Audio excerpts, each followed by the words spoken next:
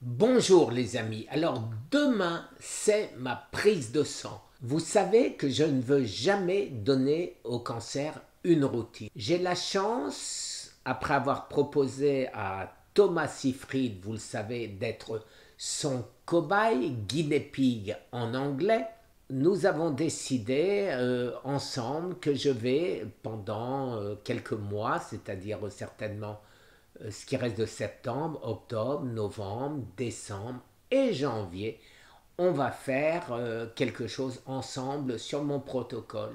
Alors bien évidemment, il m'a donné la marche à suivre. Marche à suivre, évidemment, que je vais suivre. Mais vous savez que je n'en fais qu'à ma tête. Ce qui veut dire ce que je vais rajouter, ce que je pense être bénéfique pour moi. On verra.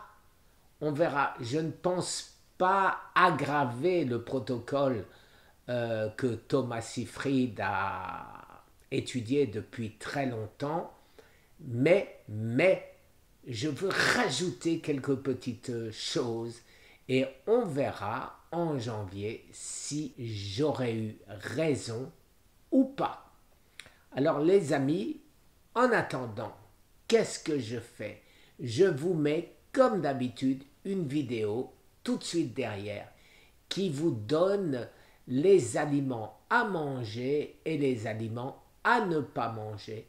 Et rejoignez-moi sur x.com cancer barre oblique cancer thérapie avec un Y. 1. Pourquoi? Parce que je mets des quantités de choses qui peuvent vraiment nous aider. Quand je dis nous, c'est bien sûr moi et vous, tous les malades du cancer, les amis. Je vous remercie et regardez. Vous êtes-vous déjà demandé pourquoi, malgré des avancées médicales majeures, le cancer reste l'une des principales causes de décès à travers le monde? Moi aussi, je me suis longtemps posé la question. C'est en explorant le travail de Barbara O'Neill, cette enseignante australienne de santé reconnue pour son approche holistique, que j'ai compris combien notre terrain interne et plus précisément l'équilibre acido-basique de notre corps joue un rôle déterminant dans la lutte contre les cellules malignes. Dans cette vidéo, je vous propose de découvrir ce que le cancer aime et, surtout, ce qu'il déteste. Vous verrez pourquoi un pH sanguin idéal, situé entre 7,35 et 7,40, constitue une barrière naturelle contre le développement tumoral, tandis qu'un environnement trop acide, pauvre en oxygène et inondé de sucre devient son terrain de prédilection. Je vous guiderai pas à pas à travers les 7 aliments acidifiants à bannir de votre assiette, ceux qui nourrissent le déséquilibre et favorisent la prolifération cellulaire. Mais je ne vais pas m'arrêter là. Pour chaque aliment à éviter, je vous présenterai des alternatives naturelles, alcalinisantes et riches en nutriments, capables de rééquilibrer votre organisme et de renforcer vos défenses. Prêt à transformer votre alimentation en une arme anti-cancer? Restez avec moi jusqu'au bout, et ensemble, créons un terrain hostile aux cellules malignes, pour donner à votre corps toutes les clés de son potentiel de guérison. Allez, c'est parti. 1. Les fondements scientifiques. pH, oxygénation et glucose. L'équilibre acido-basique de votre corps est une notion essentielle mais souvent méconnue. Chaque aliment, une fois digéré, laisse un résidu acide ou alcalin selon sa composition en minéraux. Calcium, potassium, magnésium ou sodium sont alcalinisants, tandis que soufre, phosphore, chlore et iode sont acidifiants. Pour prévenir l'installation de maladies, dont le cancer, Barbara recommande une alimentation composée de 80% d'aliments alcalinisants et seulement 20% d'aliments acidifiants. Par ailleurs, le niveau d'oxygène tissulaire joue un rôle crucial. Les cellules saines fonctionnent en métabolisme aérobie, respiration, tandis que les cellules tumorales préfèrent la fermentation anaérobie, lorsque l'oxygène manque. D'où l'importance de techniques d'oxygénation, respiration profonde, exercice modéré, bain d'air pur pour renforcer votre organisme. Enfin, le sucre constitue le carburant favori des cellules cancéreuses. Baissez votre consommation de glucose, libère vos défenses et limite la croissance tumorale. 2. Alcool et boissons sucrées. Le piège liquide. La première source d'acidité dopée au sucre, l'alcool et les sodas, boissons favorites des levures et des bactéries fermentaires. L'alcool est transformé en acide acétique, augmentant l'acidose systémique et épuisant les minéraux alcalins. Quant aux boissons sucrées, soda, jus industriels, cocktails sucrés, elles apportent une charge glucidique massive et rapide, favorisant les pics glycémiques et l'inflammation. Barbara rappelle les études épidémiologiques montrant que la consommation régulière de boissons alcoolisées accroît le risque de cancer des voies digestives, du foie et du sein. Les sodas,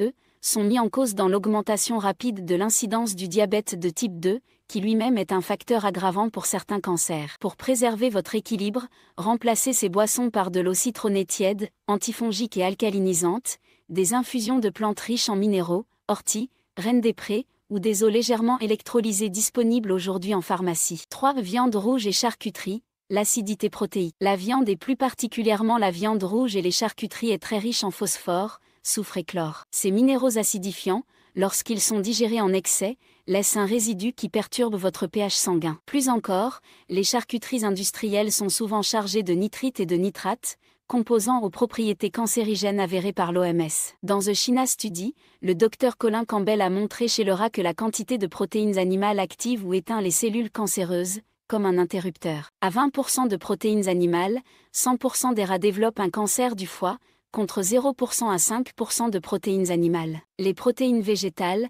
elles, n'ont jamais stimulé la croissance tumorale, même à haute dose. Barbara insiste donc sur un passage progressif vers une alimentation végétale, légumineuses, céréales complètes, tofu, tempeh, seitan, qui fournissent des protéines de qualité tout en étant alcalinisants ou neutres. 4. Poissons gras et contamination marine, l'acidité toxique. Les poissons gras, thon, espadons, saumons d'élevage, maquereaux, accumulent dans leur tissu des hydrocarbures chlorés, dioxines, PCB, et du mercure, neurotoxiques et perturbateurs endocrines. Ces polluants forment des complexes acides difficiles à détoxifier pour vos reins et votre foie, affaiblissant votre immunité et favorisant le terrain tumoral. Barbara signale que certaines zones de pêche comme le port de Sydney ont été fermées à la pêche après la découverte de niveaux de dioxines au-dessus des normes. En France, les recommandations sanitaires limitent déjà la consommation de thon à 2 fois par mois. Pour remplacer ces poissons gras contaminés, privilégiez les algues, spiruline, chlorelle, et les graines oléagineuses, lin, chia,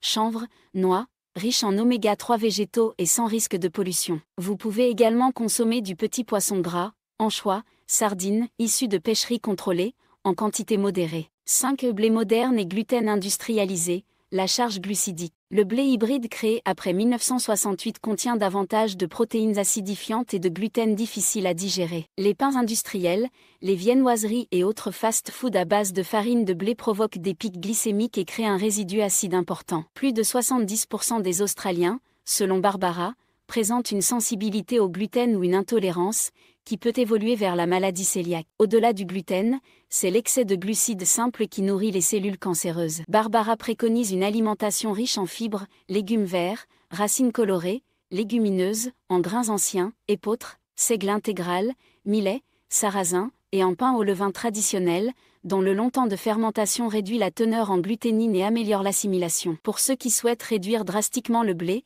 le riz complet, le quinoa et le teff constituent d'excellentes alternatives sans gluten. Si fruits trop sucrés et levures opportunistes, quand le naturel devient toxique. Si les fruits sont par essence sains, certains comme bananes, raisins, mangue, dattes apportent une haute teneur en fructose. En présence d'une prolifération de levures, candida, ces fruits deviennent un véritable nid pour la levure, produisant de l'acide acétique, lactique et urique. Barbara explique qu'un pH intestinal de 5,5 est idéal pour la multiplication fongique, d'où l'importance de limiter les fruits trop mûrs et de remplacer une partie de votre consommation par des agrumes antifongiques, pamplemousse, citron vert, et des fruits à faible indice glycémique, pommes Granny Smith, baies sauvages. Elle déconseille également le miel, le sirop d'agave et les jus de fruits industriels, qui concentrent les sucres et favorisent la candidose. Pour sucrer naturellement, utilisez de petites quantités de stevia pur ou de sucre de coco, tout en conservant un apport en fibres suffisant pour ralentir l'absorption. 7. Pain à la levure et champignons alimentaires,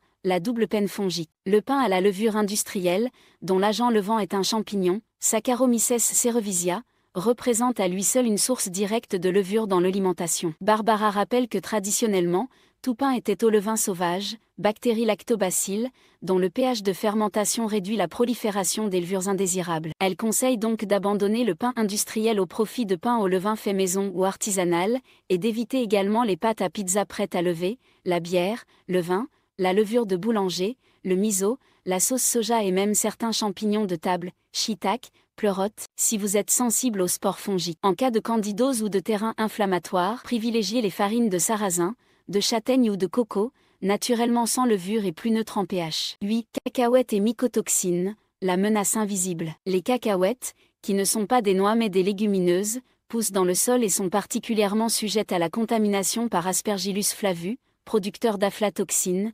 mycotoxines, très cancérigènes pour le foie. Dans The China Study, Colin Campbell a identifié que les beurres de cacahuètes testés sur place contenaient systématiquement de l'apoxine, un déchet de moisissure directement lié à l'apparition de tumeurs hépatiques chez l'enfant. Barbara recommande donc de supprimer complètement la cacahuète, y compris le beurre et les encas industriels, barres, biscuits. Pour vos apports en lipides et protéines, tournez-vous vers le beurre d'amande, de noix de cajou ou de noisettes, issu de noix moins sensibles aux moisissures, ou vers le tahini, purée de sésame, riche en calcium et en protéines végétales, sans risque d'aflatoxine. 9. Fromages affinés et acidose lactique, la fermentation délétère. Les fromages affinés, Roquefort, Gorgonzola, Parmesan, cheddar vieilli, subissent une fermentation prolongée où bactéries et enzymes décomposent protéines et graisses, produisant de l'acide lactique et d'autres sous-produits acidifiants. Cette charge acide augmente le travail rénal et peut conduire à l'ostéoporose, déminéralisation, aux calculs rénaux et à l'inflammation chronique,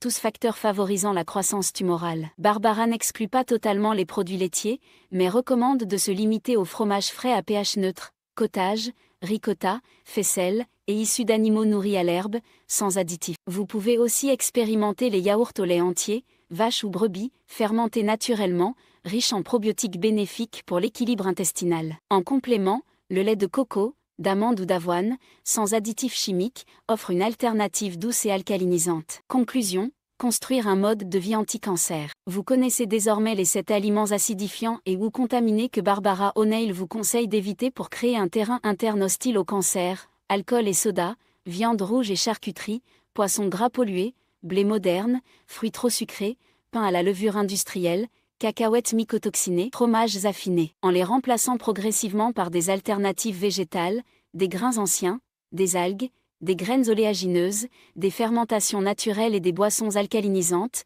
vous fournissez à votre corps des nutriments essentiels tout en limitant l'acidité, la prolifération fongique et la surcharge toxique. Associez cette alimentation à une bonne oxygénation, marche, exercice de respiration, hygiène de l'air, et à une gestion du stress, méditation, sommeil réparateur, pour renforcer durablement vos défenses. Merci d'avoir regardé cette vidéo. Si elle vous a aidé, laissez un j'aime, partagez-la autour de vous et abonnez-vous pour découvrir d'autres conseils santé fondés sur la nature.